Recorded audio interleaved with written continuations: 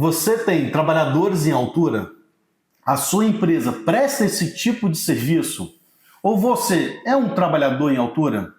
Então, hoje eu estou com uma pessoa muito especial, um especialista nessa área, para poder ensinar um pouco para a gente qual que é a prática diária que se tem em relação aos treinamentos, quem deve fazer esses treinamentos e a importância desses treinamentos. Eu estou aqui hoje com o Emerson Santos. Ele é um especialista nessa área, competidor dessa área, né, Emerson?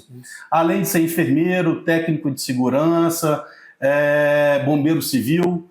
E, além de tudo, a gente vê que é importante termos conhecimento nisso porque o acidente do trabalho geralmente causa danos fatais. Então, Emerson, seja bem-vindo aqui em mais um episódio nosso do podcast Líder Médio Oficial. E é um prazer ter você, porque são poucas pessoas que têm a sua capacidade e conseguir transmitir isso tão bem para aqueles que realmente precisam desse treinamento. Então, pode falar um pouco aí da sua apresentação. Show, obrigado pela oportunidade, em primeiro lugar, né? E um tema tão relevante aí no mercado de trabalho, para as empresas, organizações, é falar sobre trabalho em altura. Como você falou, eu sou técnico de segurança e venho há anos me especializando nessa parte vertical, também de confinado, acaba indo para cima e para baixo, né? Então, eu costumo falar que estou mais de 16 anos estudando essa norma e tem momentos que eu ainda fico meio com dúvida e busco fornecedores, conhecimentos e evolução que está no mercado aí para dar o melhor aí para a organização. Que legal. O Emerson, e a sua história? Você foi técnico de segurança do trabalho ou foi enfermeiro primeiro? Eu fui técnico de segurança do trabalho. Primeiro eu comecei na área de resgate, como resgatista, né, brigadista de uma grande empresa, e comecei a enxergar um leque grande onde tinham poucos profissionais formados na área vertical. Então hoje no Brasil muita coisa está verticalizando por não ter mais espaço para ir para horizontal, né? Então as construções, prédios, grandes empresas como refinaria, ampliações de empresas, tudo é verticalização.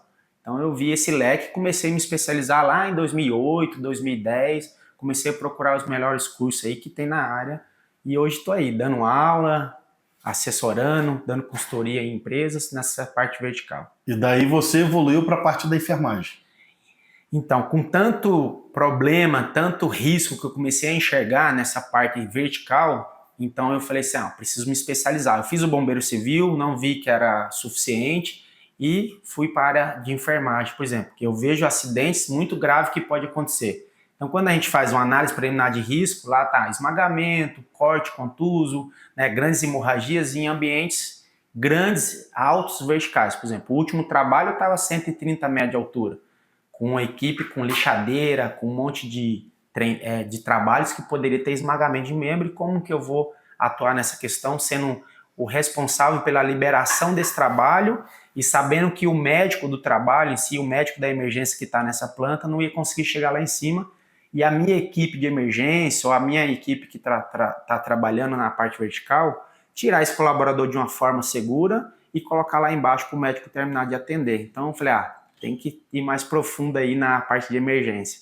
E depois dessa toda a capacitação técnica sua, você ainda quis empreender. Isso. E aí veio a Emertec. Isso. Hoje não, estou há 2, 3 anos no mercado com a Emertec, começou de uma sociedade com o Alessandro Sotero e hoje eu atuo sozinho, né? E a intenção é justamente isso, atender empresas que têm uma emergência técnica nessa parte vertical ou de resgate. Entendi. Mas ela também faz toda a parte de treinamento também, né? Toda a parte de treinamento. Então, hoje o nosso foco principal é a altura, confinado e a parte de resgate. Formar resgatista. E aí eu estou com uma parceria também em alpinismo industrial, que é bem procurado, né? É uma atividade que mantém a parte de verticalidade segura, que são técnicos de acesso por corda, onde a gente faz a formação lá com uma certa certificadora. E você não para, porque além de tudo isso, ainda virou competidor.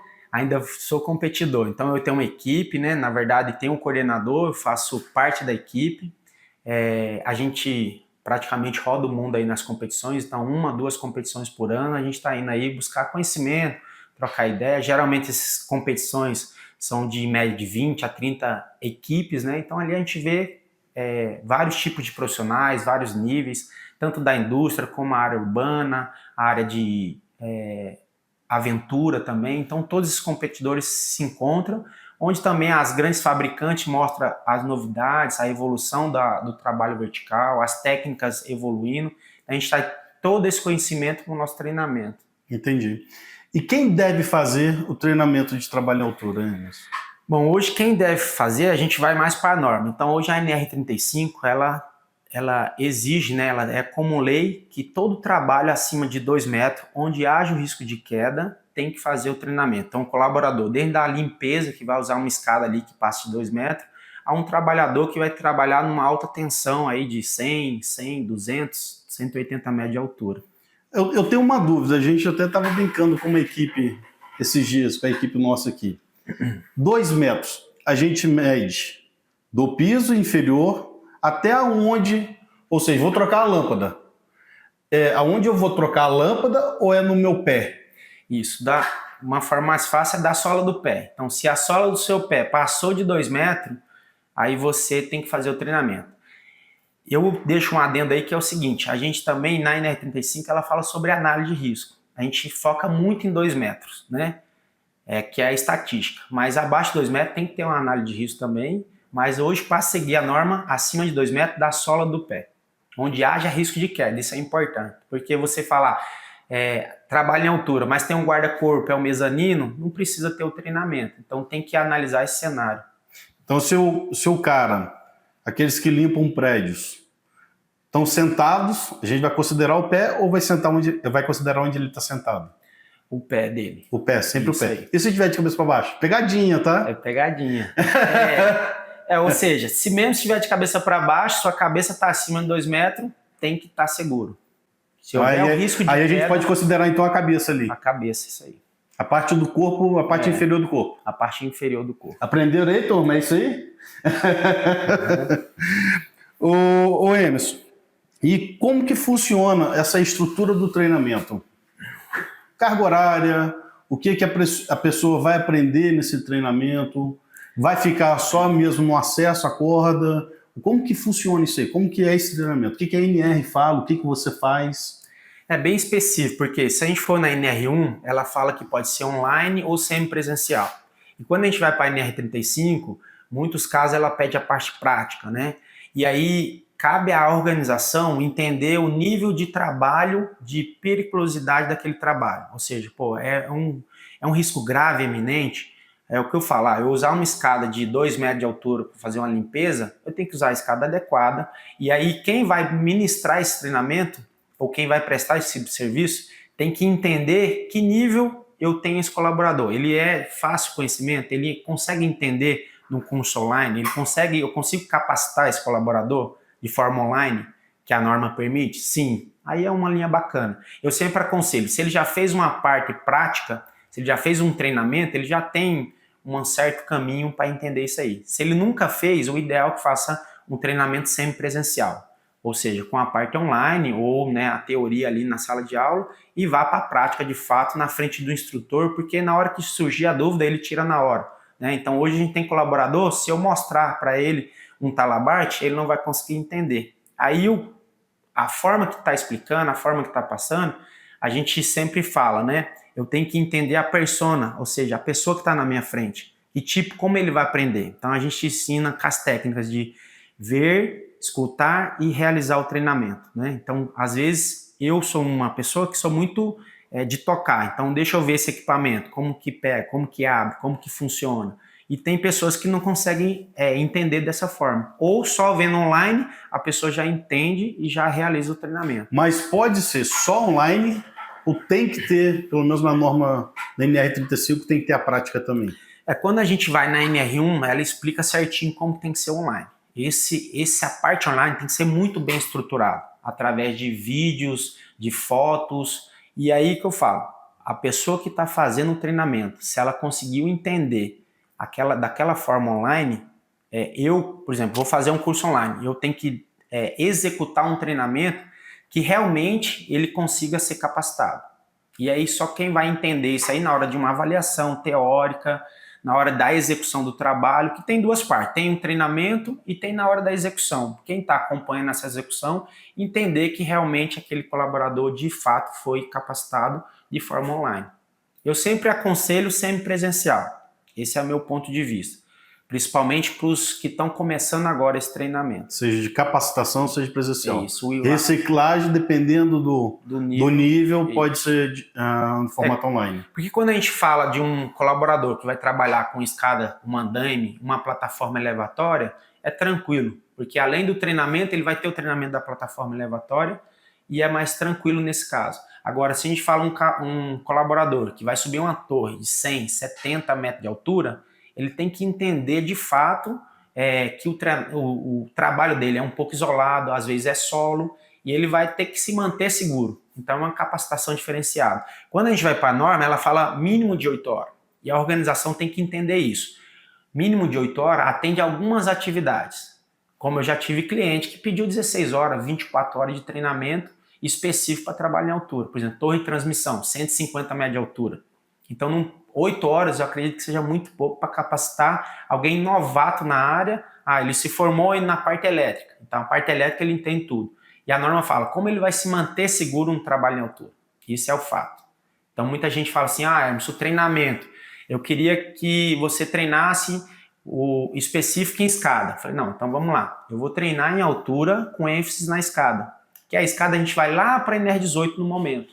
Plataforma elevatória, a gente vai lá para a NR18. Andame, vai tudo para a NR18. Então, os cursos se complementam, né, nesse caso. Entendi. E quem pode ministrar o treinamento?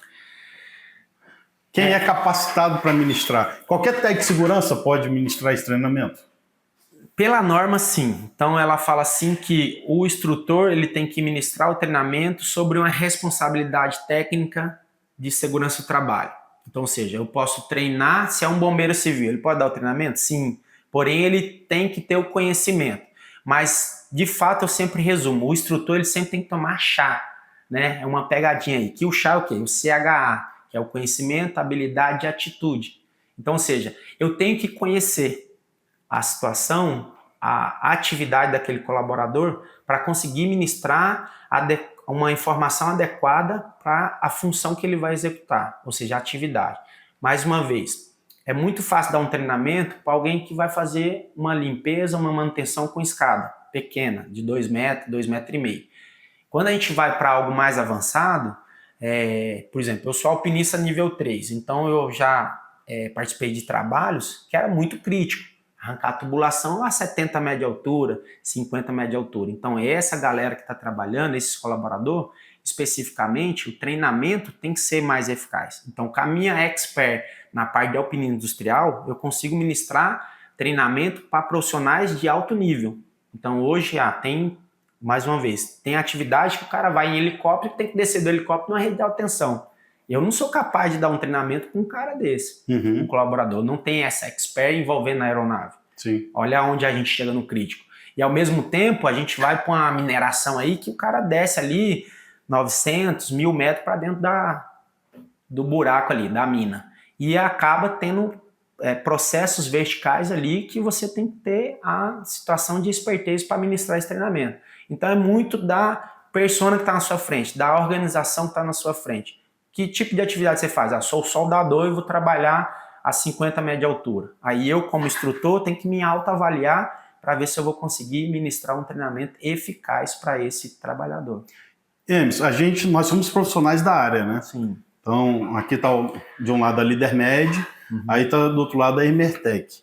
E a gente sabe que o sol nasce para todos. Sim. E existem empresários e empresas de tudo que é tipo. Qual situação mais complicada ou mais estranha que você passou na prática, em que o certificado ali estava escrito que o cara foi treinado e, na verdade, quando o cara foi praticar, não tinha conhecimento em nada? O que você vivenciou assim? Conta um caso desse aí, porque é importante, que não falei no começo, são fatores que, quando ocorre acidente, geralmente são fatais. Sim. Então, o que eu gostaria de trazer essa experiência sua para mostrar para os empresários, para os gestores, cara, contratem pessoas que sejam realmente capacitadas e que vão salvar vidas na hora que precise. Porque subir em altura e descer, ótimo, mas se acontecer? A linha de pensamento, principalmente para a organização, quando ela vai escolher o colaborador para trabalhar em altura. Então, hoje a minha grande dificuldade é a empresa ela não consegue identificar o nível de colaborador que ela precisa ter para executar aquele tipo de trabalho. Então, ela manda lá, ó, você tem que fazer. Só que o próprio trabalhador ele não se sente confortável em altura. Em alguns casos, a gente manda para a saúde ocupacional, que vocês devem pegar bastante gente aí, que a saúde em si já não está legal. Ou ele tem uma patologia que não quis falar para a empresa para não ter que perder o emprego ou conseguir aquela vaga. E quando chega lá, o cara fala assim, eu tenho um exemplo, uma patologia de epilepsia, que nos exames complementares é muito difícil pegar se ele não falar que toma remédio controlado. Exatamente. Mas voltando mais para o operacional, muito treinamento é de fato dado com um único equipamento, que é o cinto e o talabarte. E nem tudo se resolve com cinto e talabarte. Então a gente tem trava-queda numa linha flexível, a gente tem um trava-queda retrátil, uma linha de vida de grande extensão com várias intermediárias. E esse trabalhador, muitas das vezes, quando não é capacitado de uma forma adequada, ele acaba se perdendo na hora da execução. Eu falo, mas eu não aprendi isso no treinamento. Eu dou um talabarte para ele sabe usar. Quando eu dou um trava-queda retrátil, ele não sabe como usa. Então, a capacitação está envolvida muito na questão dos equipamentos que vai ser mostrado. Aí que eu falo, eu tenho uma atividade que ele vai trabalhar dentro de uma altura misturado com um espaço confinado, e lá vai ter corda, vai ter cabo de aço, vai ter talabarte retrátil, e são equipamentos muitas das vezes que não é mostrado para o colaborador. Então essa está realmente envolvendo a deficiência hoje no treinamento e na execução do trabalhador. Aí, resumindo então, eu entendo que o treinamento tem que ter conhecimento do que ele realmente vai operar. Justamente. Porque daí já consegue englobar e mostrar para ele o que precisa utilizar. É mais ou menos isso. Mais ou menos isso. A organização tem que indicar, né? Na verdade, o instrutor em si, ele tem que fazer essa intermediária com a organização. Onde ele trabalha, você tem uma análise preliminar de risco para enviar para nós, ou quando tem muita experiência o instrutor, ele já passou por aquilo ali. Então, eu já fui ajudante, já fui da parte operacional. E quando eu me formei em Tec-Segurança, toda atividade que eu liberava, eu acompanhava de fato, de frente. Falei, o que você está fazendo? Como é que faz isso? Como é esse equipamento? E aí a gente acaba trazendo essa experiência para o dia a dia do treinamento. Entendi. Pessoal, eu sei que está muito legal aí seguir a gente, tá? O Emerson vai continuar, esse é só o primeiro episódio com tema relacionado à altura. Então continue nos seguindo, porque isso pode salvar vidas. Então, é extremamente importante vocês entenderem a necessidade, a obrigatoriedade e ver que pode sim mudar não só a vida do seu trabalhador, mas também de toda a família dele. Porque imagina, ele sai para trabalhar, mas para voltar. E se o que volta é uma notícia ruim? Então, pessoal, continue nos acompanhando que vai ter mais aí. Um abraço.